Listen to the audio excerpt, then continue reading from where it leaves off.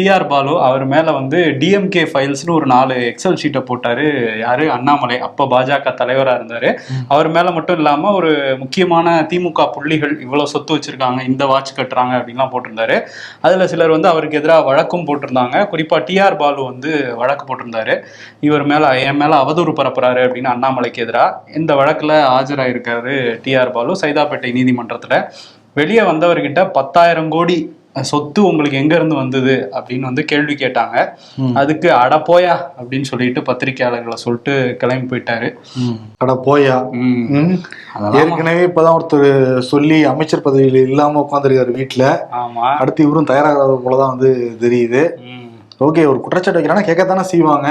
ஆமா, அது வந்து 21 நிறுவனங்கள் இவருக்கும் தொடர்பு இருக்குன்னு அண்ணாமலை குற்றம் சாட்டியிருந்தாரு. எனக்கு 3ல மட்டும்தான் தொடர்பு இருக்குன்னு, ஆனா முறையாதான் எல்லாம் நடக்குது அங்க அப்படிங்கிறத ஃபர்ஸ்ட் விளக்கம் கொடுத்தாரு. அதுக்கப்புறம் தான் அந்த 10,000 கோடி எங்க இருந்து வந்ததுன்னு அண்ணாமலை கேட்கிறாருன்னு தான் கேட்டாங்க. அதுக்கு அடப்போயான்னு பத்திரிகையாளர்களை ஒரு மாதிரி பேசிட்டு கிளம்பி போயிட்டாரு. இந்த பத்திரிகையாளர் சங்கமும் கண்டனம்லாம் வந்து தெரிவிச்சிருக்காங்க. இப்படி பத்திரிகையாளர்களா மரியாதை குறைவா வந்து பேசக்கூடாது அப்படின்னு.